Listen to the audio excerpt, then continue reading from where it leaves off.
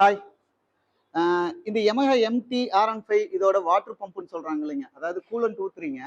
Coolant ஒரே இடத்துல நின்னா இன்ஜின் டெம்பரேச்சர் வந்து குறையாது. அப்போ கூலண்ட் வந்து சர்க்குலேட் ஆகிட்டே இருக்கணும். ரேடியேட்டர் போய் கூலிங் ஆகணும், திருப்பி ஹெட்டுக்கு வரும், மறுபடியும் ஹீட் ஆகும், மறுபடியும் ரேடியேட்டர் போய் கூலிங். இந்த சர்க்குலேஷன் நடந்துட்டே இருக்கணும்.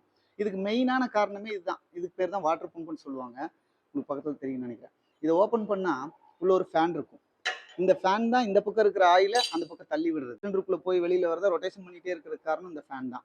இந்த ஃபேன்ல என்ன பிரச்சனைன்னு பாருங்க. இந்த ஃபேனோட எண்டு வந்து இதுல முட்டி இருக்கும். டைமிங் வீல் போல்ட்ல முட்டி இருக்கும். இது டைமிங் வீலுக்கு போற போல்ட்னு வைங்களேன். இந்த காடியில் இது சீட்டிங் ஆயிருக்கும். ஸோ இன்ஜின் ரன் ஆக இதுவும் ஃபேனும் ஓடிக்கிட்டே இருக்கும், கூலண்ட் ரொட்டேஷன் ஆகிட்டே இருக்கும். இதுதான் மெக்கானிசம். இதுல என்ன பிரச்சனைன்னு பாருங்க. இந்த இதை எடுத்தீங்கன்னா இதுக்குள்ள ஒரு ஆயில் சீல் இருக்கு பாருங்க. சும்மா இந்த கணத்துல இருக்கும். இதுக்கு பேர் தான் வாட்டர் பம்ப் ஆயில் சீல்னு சொல்லுவாங்க.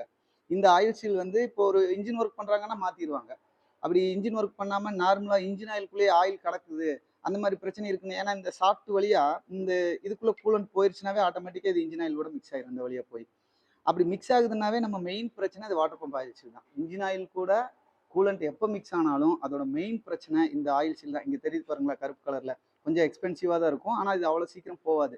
அது என்னமோ தெரியல, வண்டியோட வர ஒரிஜினல் ஆயில் சீல் இருக்கு இல்லைங்க, அதாவது புது வெஹிக்கிளோட வர ஆயில் சீல் வந்து ரொம்ப வருஷம் தாங்கும். அது நம்மளா கழட்டுற வரைக்கும் போகவே போகாது. ஆனா நம்ம கழட்டி முடிச்சுட்டு திருப்பி ஓயே வாங்கி மாட்டினா கூட இது கொஞ்ச நாள் தான் வருது. இது என்ன, அது இவங்களே ஓயிலே வர்ற குவாலிட்டி பிரச்சனையா என்னன்னு தெரியல.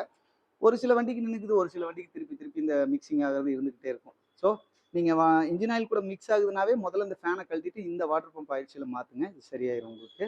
ஓகே, யூஸாக இருந்திருக்கும்னு நினைக்கிறேன். இது மட்டும் மெக்கானிக்ஸ். பாய்.